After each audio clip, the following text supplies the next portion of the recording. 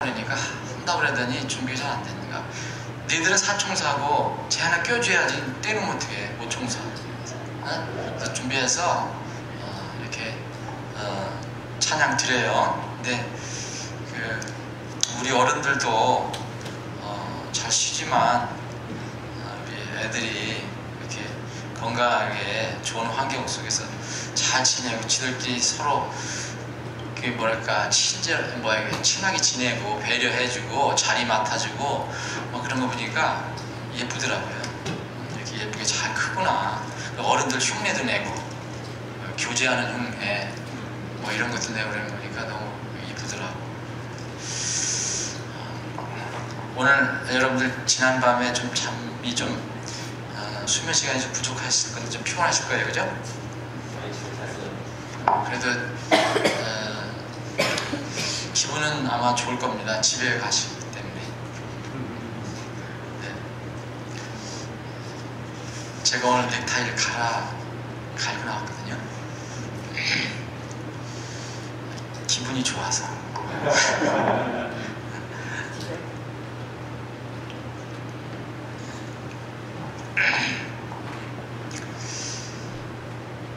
여리고성은요 무너지려고 있는 겁니다.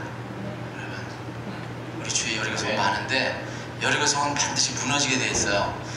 우리가 주님 말씀에 순종만 하면. 근데 순종하지 않으면 끝끝내 버티게 되는데 순종만 하면 무너지게 되어 있습니다. 어제 밤에 한 영혼이 주님께 돌아오고 주님을 구주로 고백하고 그게 억지로 해서 안 되는 거고 시켜서 된 것도 아니고, 그런데 하나님께서 마음을 어루만져 주는 거 보면 어떨 땐 또 그것도 신기하다.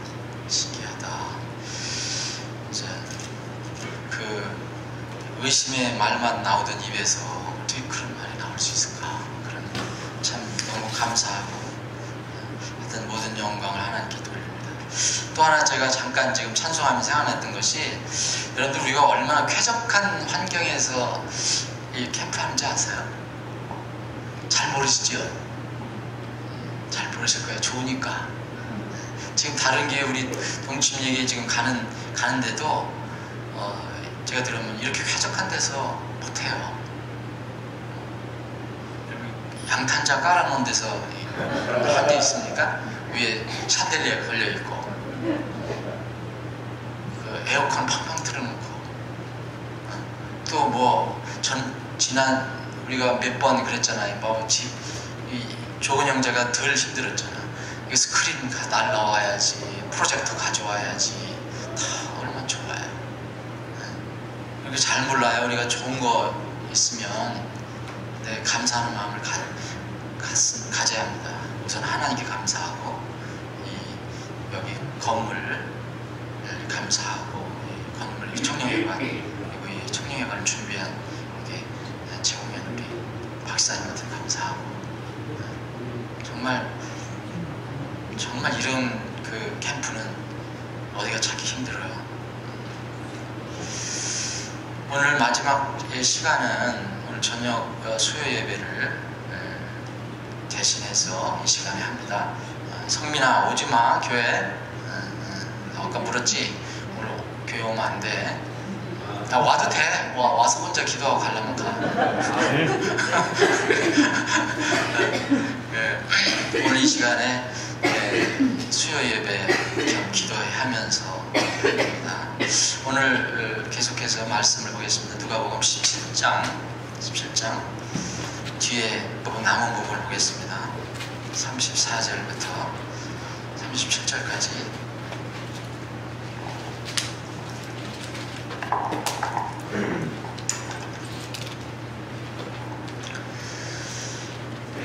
제가 다시 읽겠습니다. 내가 너희에게 이르노니 그 밤에 두 남자가 한 자리에 누워 있을 터인데 하나는 붙잡혀가고 다른 하나는 남겨질 것이요, 두 여자가 함께 맷돌을 갈고 있을 터인데 하나는 붙잡혀가고 다른 하나는 남겨질 것이며, 두 남자가 들에 있을 터인데 하나는 붙잡혀가고 다른 하나는 남겨지리라 하시니라. 그들이 그분께 응답하여 이르되 주여 어디로이니까? 그분께서 그들에게 이르시되 어디든지 시체가 있는 곳이면 독수리들이 거기로 함께 모여들리라 하십니다.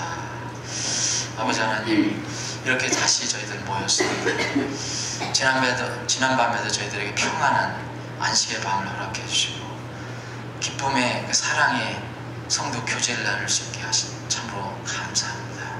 새날 이 아침에 또 저희들이 모여서 좀 찬양하고 경배합니다. 특별히 오늘은 3일 저녁 예배를, 기도회를 이 시간을 겸하여 그 시간을 갖습니다. 캠프 마지막 시간, 이 시간을 주님께 온전히 의탁하오니 원하시는 주님께서 기뻐하시는 방향으로 이끌어 주시기를 원합니다. 거룩하신 예수님의 이름으로 기도합니다. 아멘. 이제 왕이 오신다, 이런 제목으로 우리가 이제 말씀을 나누는데, 오늘 마지막 날은 왕을 맞이하라라는 그런 타이틀로 말씀을 나누겠습니다. 왕을 맞이하는 두 종류의 사람이 있습니다. 자기가 인식하든 못하든 하나님 보실 때 두 종류의 사람이 있어요. 여러분들도 그 두 종류의 사람에 지금 분류되어 있을 것입니다. 왕이 오실 때에 이 세상에서의 두 종류의 사람.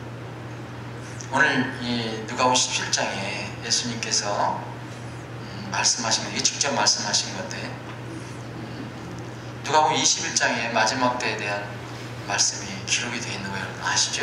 근데 17장에 따로 이렇게 또 기록이 되어 있어요. 이 17장은 지금 우리가 읽은 부분은 34절부터 37절까지 읽은 부분은 뭘 여러분들 느끼셨는지 모르지만 두 종류의 운명이 있다는 거예요. 두 종류의 운명. 누구에게나 이런 운명이 있습니다. 그런데 여기서 말하는 이 마지막 때 결론 37절은 좀 불행한 결론으로 마감을 합니다. 두 종류의 사람이 있는데 정말 불행한, 우리가 있어서는 안 될 그 사람의 어떤 그 운명을 얘기해 줍니다. 무슨 말이잖아요. 37절에 보세요. 여기에 주님께서 밤에 두 남자가 하나는 붙잡혀가고 하나는 남겨지고, 또 두 여자가 맷돌 갈고 있다가 하나는 붙잡혀가고 하나는 남겨지고, 또 들에 있는 두 남자가 하나는 붙잡혀가고 하나는 남겨지고, 이걸 뭐 붙잡혀간다고 해석하는 분들도 있고, 남겨지는 사람을 더 이렇게 나쁜 방향으로 해석하는 분들도 있어요. 근데 어떻게 해석하든 간에 분명한 것은 두 종류의 운명이 있다는 거예요. 두 종류의 운명. 그리고 마지막에 37절을 뭘로 결론 내리시냐면은 무서운 이야기를 하십니다. 주인으로부터 버림받고 곧 심판을 받는 사람의 마지막 모습을 이야기합니다. 그걸 이렇게 얘기합니다. 죽음이 있는 곳에 거기는 독수리가 있다. 이번에 저는 그런 생각을 해봤거든요. 어느 유명한 종교 지도자가 이렇게 죽었죠. 자살인지 타살인지 자연사인지 아직도 밝혀지지 않고 있는데, 그 양반이 죽고 난 뒤에 2주인가요? 됐는데, 한 사람들이 뭐가 와서 이렇게 동물이 와서 파먹을 수도 있다. 새도 왔을 수 있고, 멧돼지 그런 것들이 와서 먹을 수도 있다, 몸을. 그래서 100골만 남았다 얘기하는데, 이 주님께서 마지막 때 심판에 관해서 얘기하시면서 시체와 독수리를 이렇게 연결시켜 놓습니다. 시체와 독수리.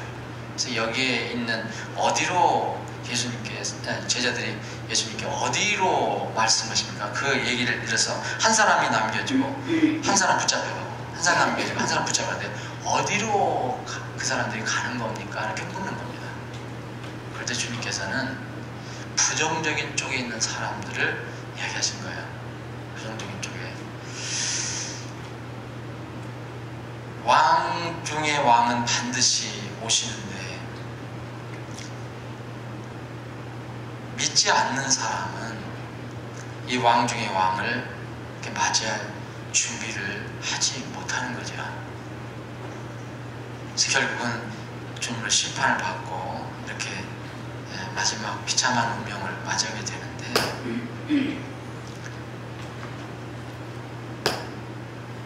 두 종류의 이 세상에는 모든 어떤 사람이든 간에 두 종류 이렇게 남겨지고 끌려가고, 또 아니면 어떤 사람은 이게 앞에 데려가는 사람을 천국에 데려간다라고 남겨지는 사람, 심판받는 사람을 해석하는 사람이 있어요. 근데 이제 어떻게 해석하든 간에 말씀드린 대로 두 운명이 결정이 된다는 거예요. 똑같은 운명이 아니고 두 운명이. 이렇게 말씀하시면 주님께서는 여러분들 여러 번 읽어보셨겠지만 준비를 하라고 자꾸 말씀하세요. 준비를 하라. 분명히 두 사람의 운명이, 두 종류의 운명이 결정되지만 이 이른바 준비를 한다고 하는 사람, 곧 그리스도인이라고 하는 사람들이라고 이렇게 보이는 사람들이 나중에 또 이렇게 믿지 않는 사람의 부류로 들어가는 그런 또 사례가 또 나옵니다. 첫째는 믿지 않는 완전 불신자들. 그러나 두 번째는 예수님 믿는다고 하지만, 기독교 신자라고 하지만 영적인 정체가 분명하지 않은 사람들. 주님께서 가르쳐 줄 때 또 한 부류는 그리스도인이라는 자신의 이름에 합당한 그런 모습을 보이는 사람들. 이 준비를 하고 있다고 하는데, 기독교인이라고 하는데, 마지막 때에 왕이 오실 때 그 정체가, 그 영적인 정체가 이렇게 드러나는 사례를 얘기한 것이 바로 마태복음 25장에 있는 열처녀의 비유입니다. 열처녀의 비유. 여기 마태복음 25장 여러분들 읽어보시면 여기에 열처녀는, 성경을 읽어보시면 다 신랑을 기다렸다라고 나옵니다. 그런데 신랑을 기다렸다고 했는데 나중에 결정적일 때 자기 신분을, 자기 정체를 드러낼 때는 갈라집니다. 운명이. 그래서 마태복음 25장에는 주님께서 미리 결론을 내려놓고 말씀하셔요. 그런 비유를 여러분들이 잘 살펴보시면 좋습니다. 어떤 비유는 결론에 가서 어떤 뒤에 부분에 결론이 나오고, 어떤 경우는 주님께서 결론을 앞에 내려놓으세요. 근데 그 마태복음 25장에 있는 열처녀의 비유는 어떤 결론을 내리시냐면 미리 내려놓으시죠. 어리석은 다섯 처녀와 어리석은 자들, 그리고 지혜로운 자들, 이렇게 나눠놓으셔요. 그리고 나서 어리석은 자가 어떤 형태를 띠냐, 지혜로운 자들은 어떤 모습으로 나타나느냐가 바로 25장에 있는 열처녀의 비유입니다. 나중에 다 얘기해놓고 나중에 어리석은 자다, 지혜로운 자라고 말씀하지 않고 어리석은 자, 지혜로운 자는 이렇다, 이렇게 말씀하십니다. 여기 신랑이 더디움으로 그들이 다 졸았다고 기록이 되어 있습니다. 지혜로운 자만 안 자고 눈을 동그랗게 뜨고 기다렸다, 그런 얘기 하지 않고요. 신랑이 더디움으로 그들이 다 졸다가 잠이 들었다, 잠드니라. 가히 그럴만도 한 세상이에요. 지금 정말 아무리 신앙을 이렇게 단단하게 붙잡고 있는 사람이라도 우리 주위에는 지금 완전 한밤중인 것처럼 보입니다. 영적으로 깊은 밤이 분명히 다가오고 있습니다. 그래서 거기까지는 우리가 서로를 잘 모를 수 있는데, 언제 결정이 나느냐면, 보라 신랑이 온다, 너희는 그를 맞으러 나오라, 이 외침소리가 났을 때, 비로소 두 종류의 사람으로 갈라지기 시작합니다.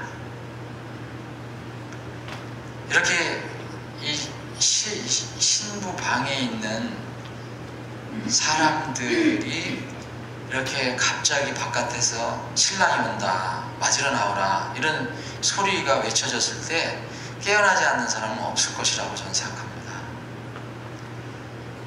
우리는 지금 공중 들림의 나팔 소리를 기다리고 있습니다. 주님의 호령 소리를 기다리고 있어요. 하나의 나팔 소리가 울려날 것입니다. 이럴 때는 사실은 이 소리를 물리적으로 듣는다면 못 들을 사람이 아무도 없을 것입니다. 영적인 거기 때문에 어떤 사람은 전혀 못 듣습니다.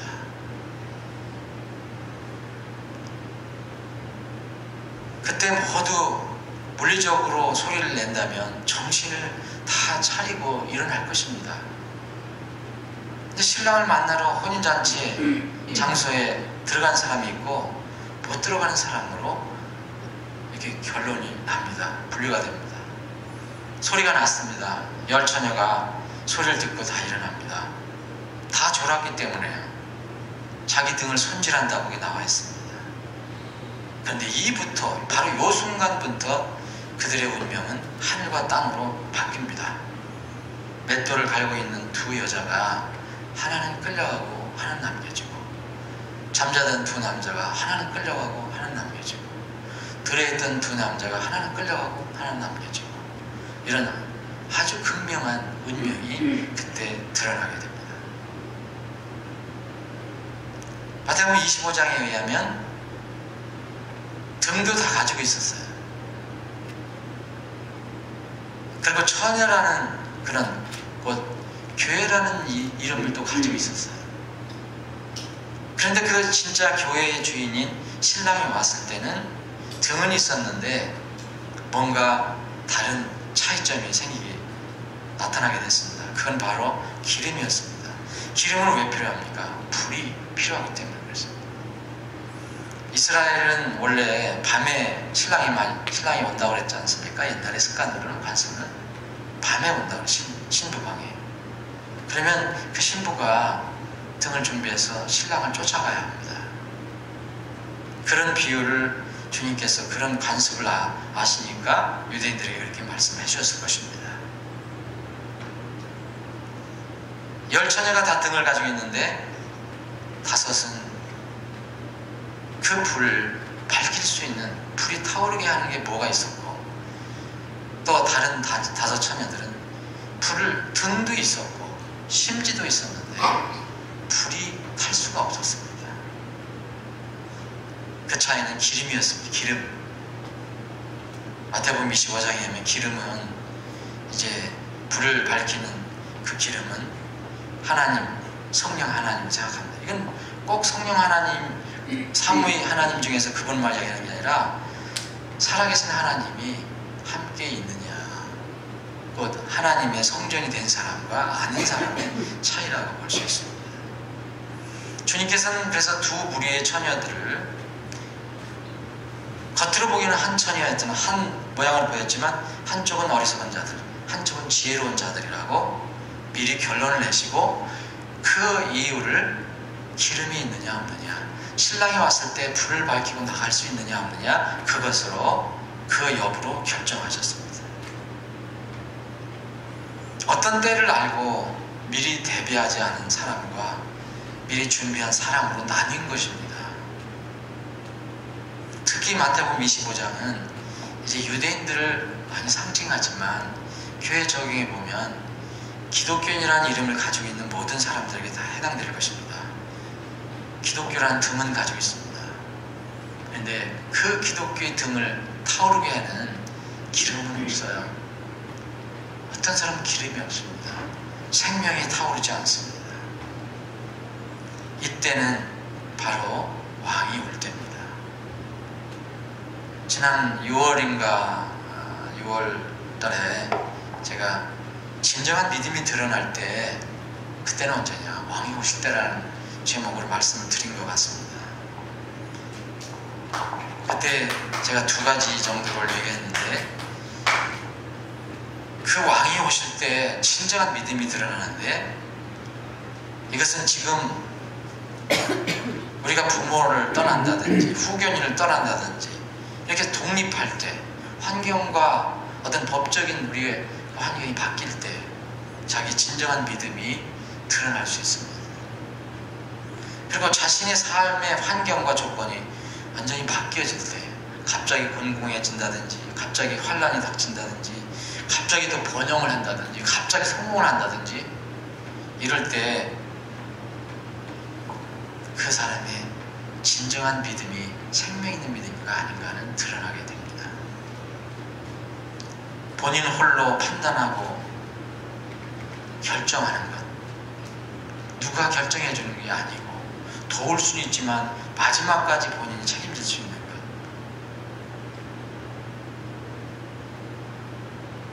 그래서 모든 사람이 그 진정한 모습은, 영적인 모습은 신랑이 올 때, 왕이 올 때 드러나게 되어 있습니다. 근데 오늘 본문 말씀은 불행하게도 왕을 기다렸지만 왕을 맞이할 수 없는 사람으로 결론을 냅니다. 죽음과 시체와 독수리를 예비합니다.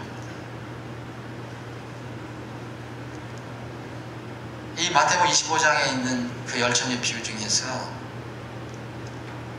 여러분, 신랑이 온 뒤에는 준비할 시간이 없다는 것을 우리가 깨닫게 되거든요. 신랑이 일단 딱 왔다, 소리가 들렸다, 그런 준비할 시간이 없습니다. 허겁지겁합니다. 그 4~5명의 그 처녀는. 그때 비로소 깨닫습니다. 기름을 구해 사와야 되겠다. 근데 이미 늦었습니다. 문이 닫혀버리죠. 신랑이 왔다, 너희들 맞으러 나오라 할 때는 기름을 준비하는 시간이 아니고 부지런히 신랑과 함께 혼인잔치에 들어가는 일입니다. 그때 신랑이 올 때 신부 수업을 하려는 사람은 이제 버림받은 사람입니다. 왕이 온다는 소리가 나기 전에 모든 준비가 갖춰져야 합니다. 주님께서 이 비유를 가르쳐 주신 결론은 여러분 잘 아실 것입니다. 주님께서 하도 많이 말씀하셨으니까 이게 또 우리에게는 너무 평범하게 들리고 또 식상할 정도로 들리는 그런 말씀입니다. 깨어있어라 그런 거죠. 항상 주님 깨어있어라. 마지막 때 얘기하시고 깨어있어라. 마지막 때 얘기하시고 깨어있어라. 내가 오는 날 너희들 시각을 알지 못한다. 왕이 나타나기 전에 확실히 준비해둘 2가지가 있습니다. 선택된 신부가 되는 겁니다. 이건 구원입니다. 혼인잔치에 참여한 의의 옷을 우리가 얻어 입는 것입니다. 하나님께서 지정하신 결혼 예복을 얻어서 입는 겁니다. 이번에 죽은 종교 지도자, 한 종교의 지도자가 정말 죽었지만 좋은 것은 다 입고 죽었습니다. 근데 모르겠습니다. 하나님의 의의 옷을 입었는지는 잘 모르겠습니다. 하나님의 의의 옷을 입었다면 그것으로 만족할 것인데 1000만원짜리 그런 점포가 필요할까요? 10만원짜리 그런 속옷이 필요할까요? 30만원짜리 프랑스 명품 그 내복이 필요할지 모르겠습니다. 50여만원짜리 독일제 명품 신발이 필요할지 모르겠어요. 하나님의 의의 옷이 필요한 것이지 이런 건 우리를 하나님께로 인도하지 못합니다. 기름은 성령 하나님을 의미한다면 성령 하나님께서 분명히 우리 안에 내재하고 계신다면 우리는 어떤 경우라도 천국으로 가는 길을 잃어버리지 않습니다. 그분은 우리의 빛이기 때문에. 등이 있지만 기름이 없는 등, 세상의 등불이라는 겉모양은 있지만 실제로 기름이 없어서 불을 밝히지 못하는 그런 생명이 없는 기독교를 주님께서 말씀하시고 계신다고 생각합니다. 두 번째는 우리에게 해당되는 거라고 생각되는데 신랑이 온다, 왕이 온다 하면은 여러분 그 왕을 아련할 준비를 해야 됩니다. 신랑을 맞이하려면 여러분 신랑과 사랑의 대화를 나눌 준비를 해야 돼요. 우리는 그 신랑이라면 신랑을 만날 장소가 있습니다. 왕이라면 왕을 만날 장소가 있어요. 그것이 바로 그리스도의 심판석입니다. 지혜로운 5처녀 모두 혼인잔치에 들어갔습니다. 그런데 그들이 단체로 왕을 아련하는 것은 아닙니다. 개별적으로 다 만날 것입니다. 단체로 서 있어도 한 사람씩 만나게 될 것입니다. 분명히 성경은 개인적으로 그 주님 앞에서 대화를 나눈다고 되어 있기 때문에 그렇습니다. 일실직고한다고 기록이 되어 있기 때문입니다. 다행입니다. 정말 복스러운 것입니다. 지혜로운 5처녀가 돼서 왕이 온다는 소리, 신랑이 온다는 소리를 듣고 결혼식장에 들어간 것은 정말 복입니다. 복 중의 복입니다. 나 결혼식장에 들어갔지만 5처녀는 각자 주님과 만나야 됩니다. 왕을 직접 만나기까지 이 땅에서 어떻게 살았는가? 각자 주님께서 묻기도 전에 우리가 그 앞에 서면 스스로 우리 자신을 설명한다고 했습니다. 지금 주님은 우리 눈에 보이지 않습니다. 왕으로 곧 오실 것입니다. 신랑으로 오실 것입니다. 다스릴 때, 물리적으로 다스릴 때는 미래지만 지금은 여러분들의 마음속에 계십니다. 그분이 영으로 우리를 다스리시고 그분의 말씀으로 우리를 다스리십니다. 그분을 왕으로 인정하는 것 중요합니다. 신분적으로 여러분들이 왕의 자녀가 되느냐고 지금 말씀드리는 것이 아닙니다. 우리의 날마다의 삶에서 그분을 왕으로 인정하고 사는가? 그분이 왕으로 나의 삶을 통치하는가? 이 2가지의 질문을 묶어서 이야기한다면 이겁니다.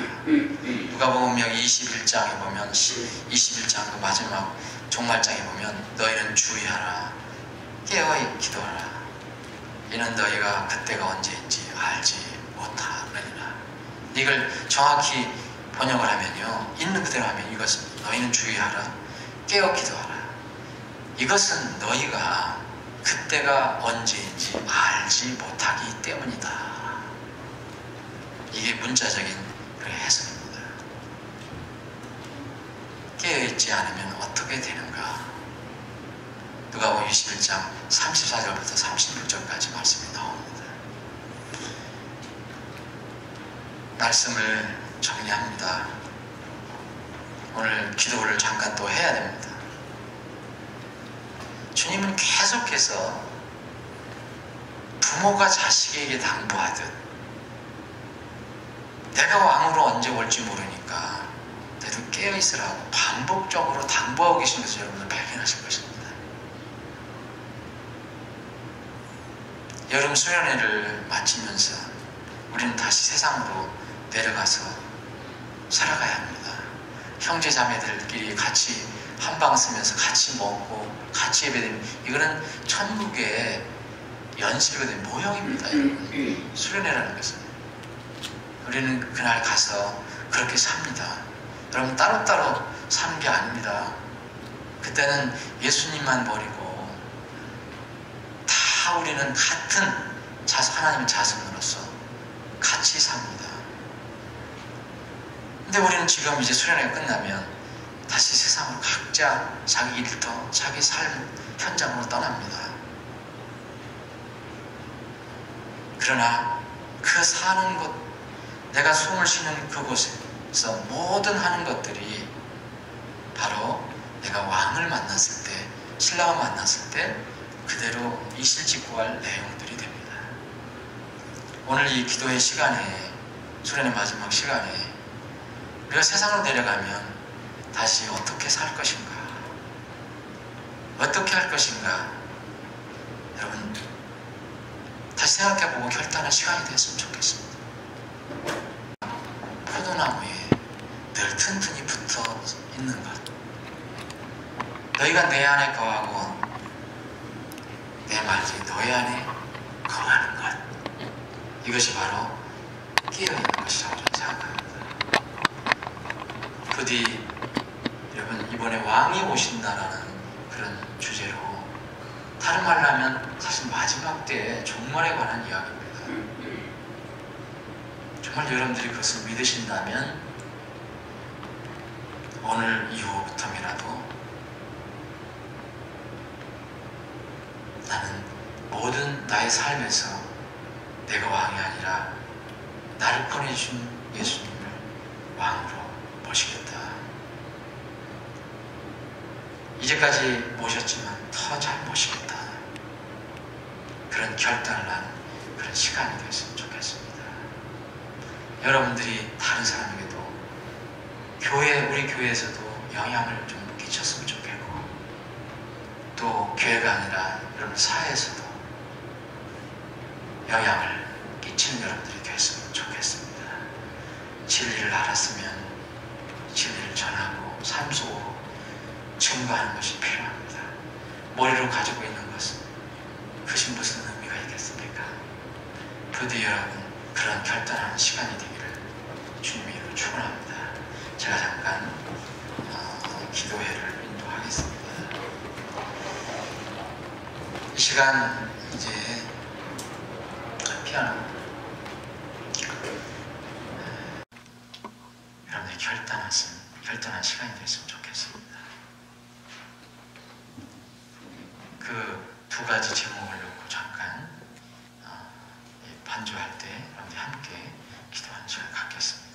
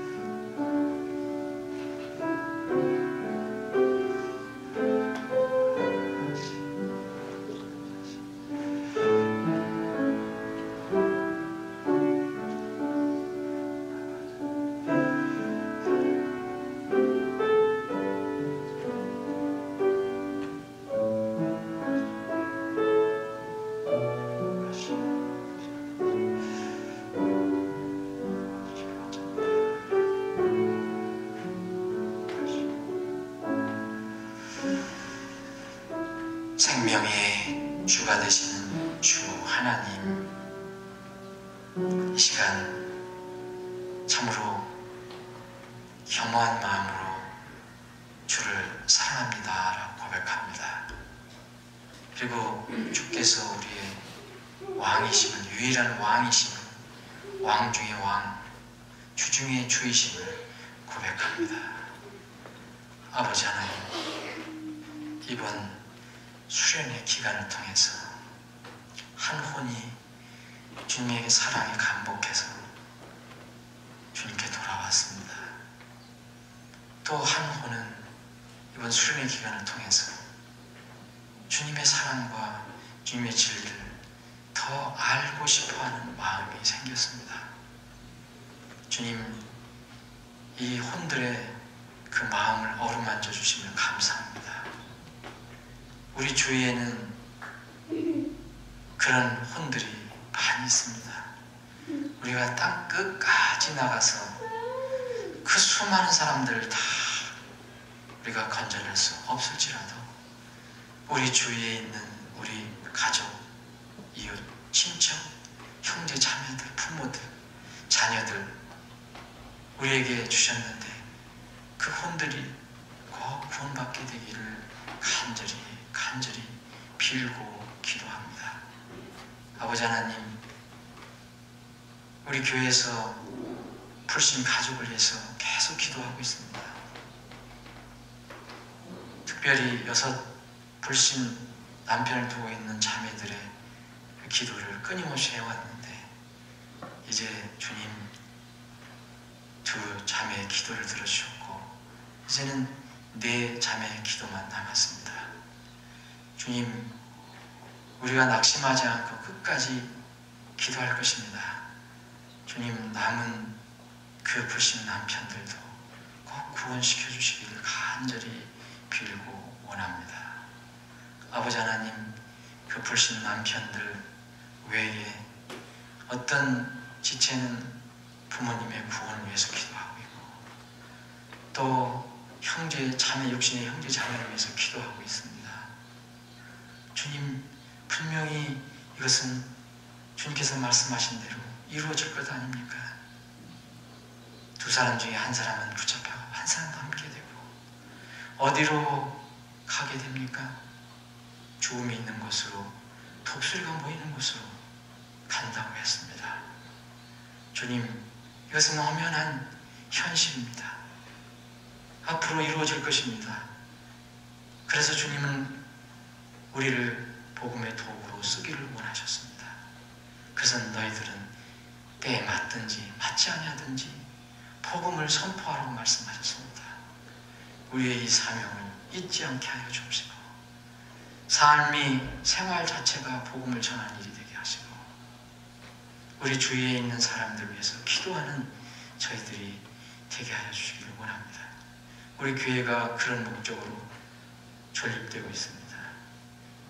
이 세상에서 즐기는 것으로, 즐거움, 일상의 즐거움으로만 존재한다면 주님께서는 그 촛대를 옮기실 것입니다. 우리 교회가 주님께서 기뻐하시는 그 사명을 해서 쓰임받는 교회가 되기를 간절히 소원합니다.